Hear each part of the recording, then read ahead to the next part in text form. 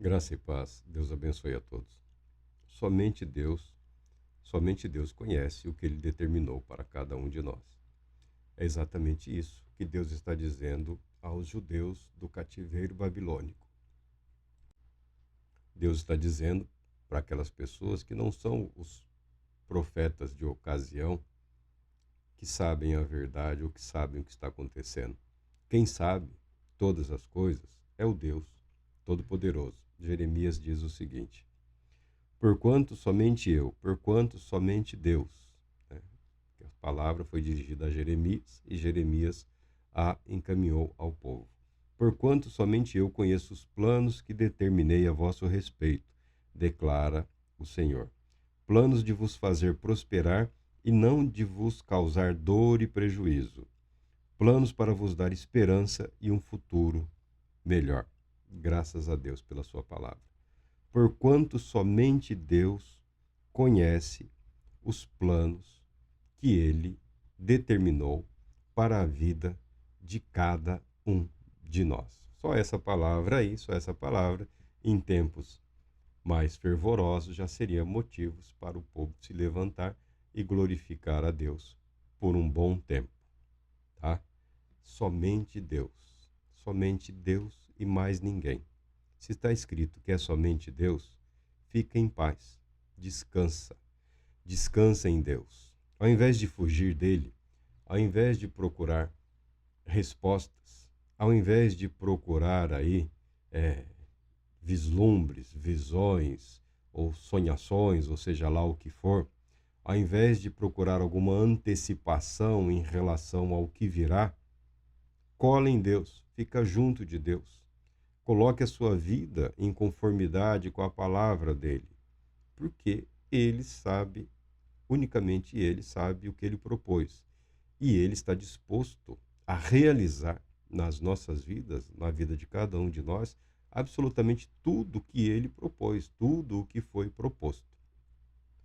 Ao invés de um caminho de especulação, ao invés de um caminho de questionamentos sobre eventos, sobre momentos, sobre ocasiões, sobre o futuro próximo ou futuro distante, Deus está convidando o seu povo para a comunhão, para a adoração, para a aproximação. É um convite ao arrependimento. Jeremias está ligado, aliás, todo o texto profético, os comentaristas, os estudiosos, estabelecem, via de regra, uma relação com algum salmo. Tá? Você pode ver aí na metodologia, na arte, na prática, em algumas cerimônias, alguns ritos de algumas igrejas são muito cerimoniais.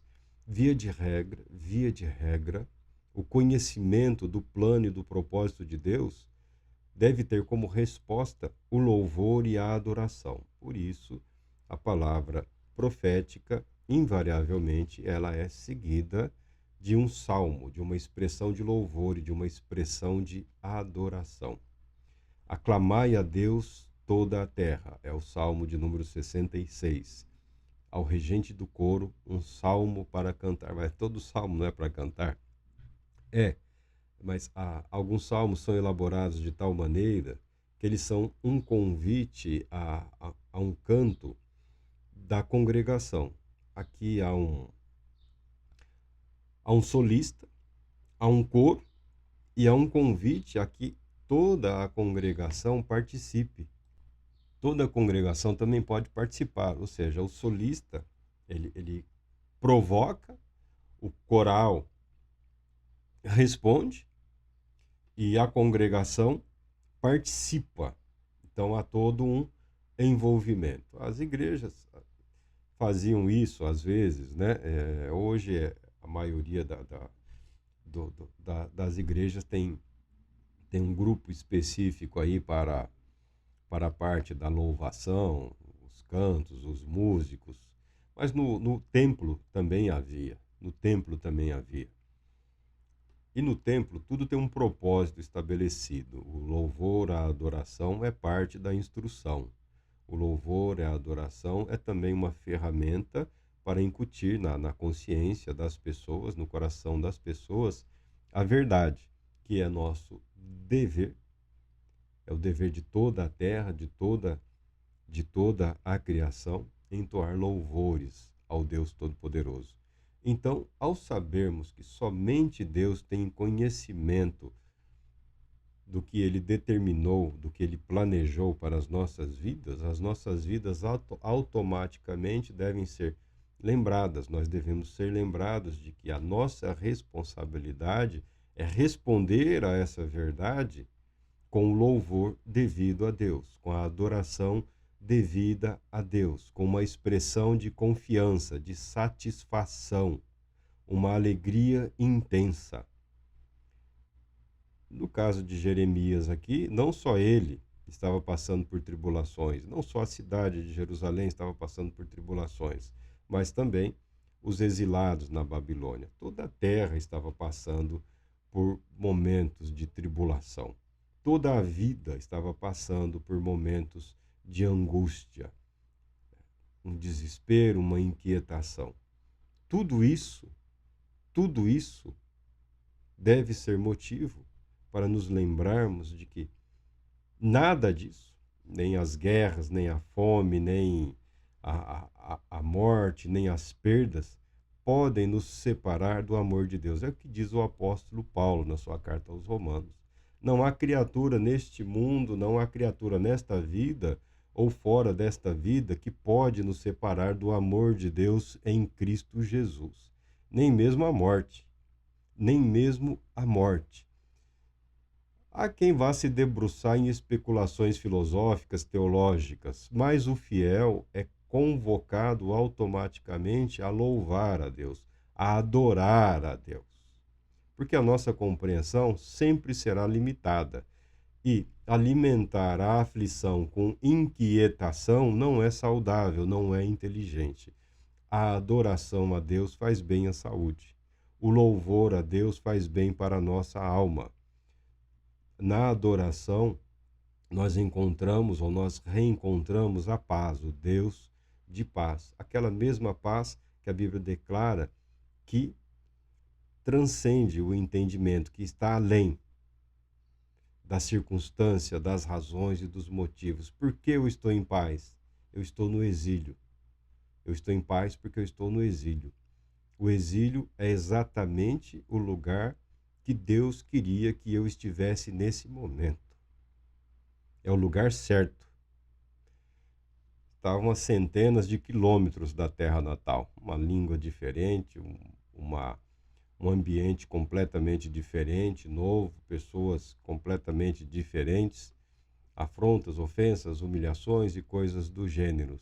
Mas era o lugar preparado por Deus para a preservação da vida e a preparação para algo novo, para algo maior.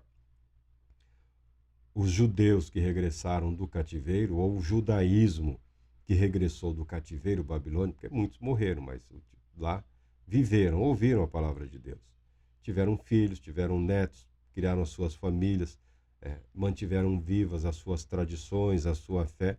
Esses judeus que regressaram do cativeiro estabeleceram, não sem dificuldades, mas estabeleceram na terra de Israel um judaísmo muito mais firmado na palavra de Deus. Vidas firmadas e sustentadas, edificadas na palavra de Deus, sempre foi, é e será o plano do Todo-Poderoso Deus. Povos, bendizei o nosso Deus, fazei ressoar seu louvor. O que o salmista está aqui propondo é algo que somente a alma, o espírito de alguém conduzido pelo Espírito de Deus é capaz de propor.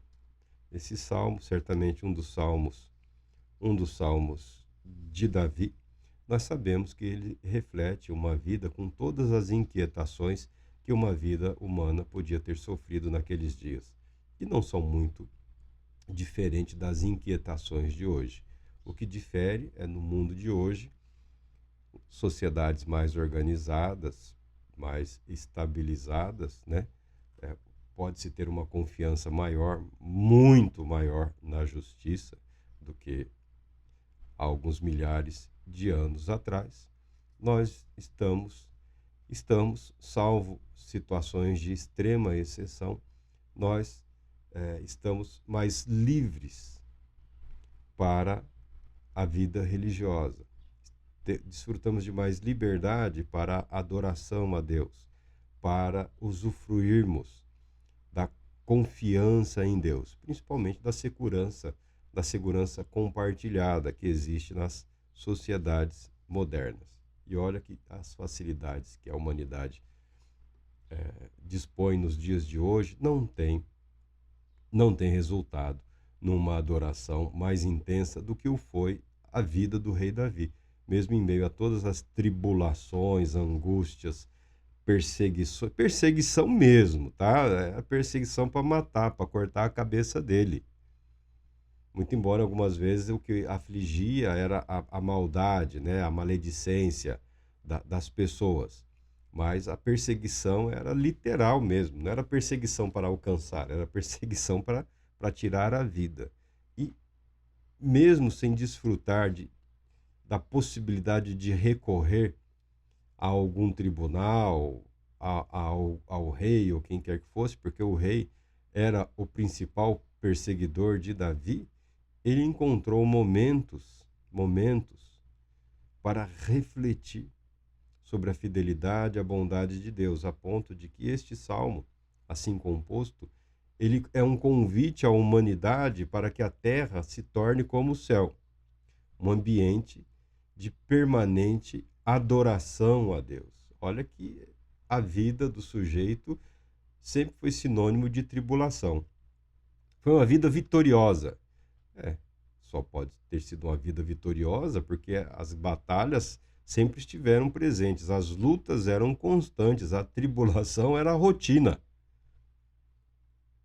O pacífico foi o Salomão, e toda a paz da qual ele desfrutou não resultou em coisa boa, né? Não acabou bem, não acabou bem. Às vezes uma vida poupada nem sempre é o melhor para aquela pessoa. O caráter de Davi foi moldado aqui a ferro, a fogo, no calor da batalha. Ele começou jovem e prosseguiu até onde conseguiu, até onde as suas forças o sustentaram.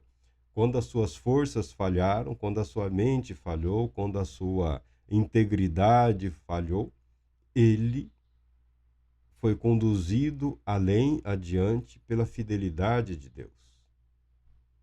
Davi viveu o suficiente para experimentar que a fidelidade de Deus não está equiparada à nossa. A fidelidade de Deus, o amor de Deus, a justiça de Deus não está prisioneiro à nossa capacidade de amar, à nossa capacidade de resistir, à nossa capacidade de sermos justos ou fiéis. Deus é infinitamente mais justo, santo, amoroso, misericordioso e fiel do que nós. Na sua infidelidade, no seu pecado, ele encontrou misericórdia, graça, compaixão, que o conduziram além de si mesmo, além do vencedor. Davi experimentou na sua vida, no seu viver, em parte, o que o povo de Israel experimentou através da sua história. O Deus que os conduz além do que eles são capazes de caminhar. A igreja tem experimentado, e deveria ser a principal ferramenta de louvor e adoração a Deus nos dias de hoje, porque a igreja se fundamenta, a igreja está alicerçada na confiança, na graça de Deus, na misericórdia, na compaixão. Graça em ação, misericórdia em ação, compaixão em ação. Deus agindo muito além da capacidade humana ou do mérito humano. Deus não necessariamente retribuindo a justiça ou a santidade humana. Deus apresentando muito mais, concedendo muito mais do que merecemos. Essa é a mensagem que a igreja deveria estar proclamando aí muito afora. Deus é fiel. Deus é fiel, Deus é justo, Deus é santo e a misericórdia de Deus dura para sempre. Devemos louvá-lo, porque a sua misericórdia é eterna. Por que a misericórdia é eterna? Porque ela conduz ao perdão que faz com que permaneçamos no amor de Deus por toda a eternidade. Vida eterna. Abre as portas para a eternidade. Tudo que diz respeito a Deus é um convite para participarmos da vida com Deus por toda a eternidade. Eu sei que você está preocupado é com hoje, eu quero saber hoje ou amanhã. Hoje é domingo, né? Descanso, para quem pode. Não, amanhã. Tem contas que eu não paguei, já amanhã já começam as cobranças. Há necessidades que eu não fui capaz de suprir, há compromissos que eu estou sendo colocado em prova. Eu tenho que honrar os meus compromissos. Eu quero saber hoje, eu quero saber agora. Eu quero saber o porquê. Porque Deus é fiel. A resposta é sempre essa, porque Deus é fiel. Como você saberia que Deus é fiel se você não tivesse enfrentado, não estivesse enfrentando o que está enfrentando? Como você poderia testemunhar sobre a fidelidade de Deus na tribulação ou na angústia, se isso nunca fez parte da sua vida ou do seu viver? Aliás, você nem precisa testemunhar, você nem precisa dar satisfação a ninguém sobre o que você está vivendo ou deixando de viver. A expressão pública disso é o louvor a Deus, é a adoração a Deus. E todo o povo é convidado aqui nos Salmos a refletir sobre essa verdade. Somente Deus sabe o que está acontecendo, o porquê está acontecendo, e somente Deus tem esse poder e esse direito de te conduzir ao caminho ou através do caminho que ele preparou para a sua vida. Não adianta fugir. Não tente fugir de Deus. Não tente fugir de Deus. Permaneça junto dele. Permaneça fiel a ele. E ele vai revelar na sua vida o significado da palavra graça, o significado da palavra amor, o significado da palavra fidelidade. Fidelidade. As relações humanas são um traço mínimo do que essa palavra significa. Somente Deus é perfeita e absolutamente fiel a tudo que é correto, justo, santo. Então, permaneça em Deus, porque Ele nunca, nunca te abandonará. O salmista conclui: Contudo, Deus me ouviu e prestou atenção à minha súplica. Bendito seja Deus, que não afastou de si a minha súplica, nem de mim o seu amor.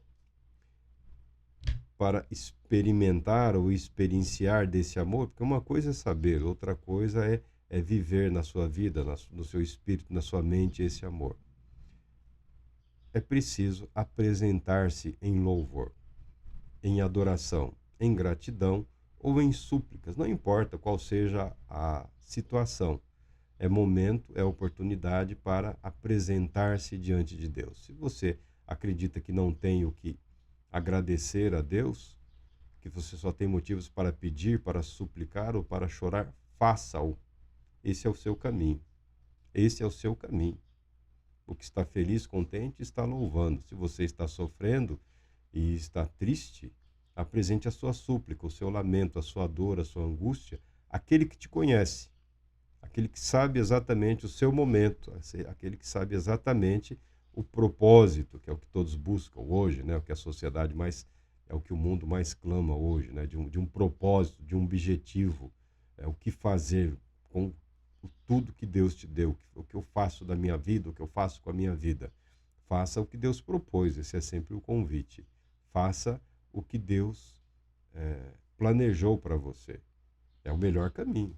Decida-se por Deus e você sempre, sempre terá motivos para se alegrar e para louvar o nome do bom Deus. Deus Todo-Poderoso te abençoe, te proteja e te conceda paz, muita paz.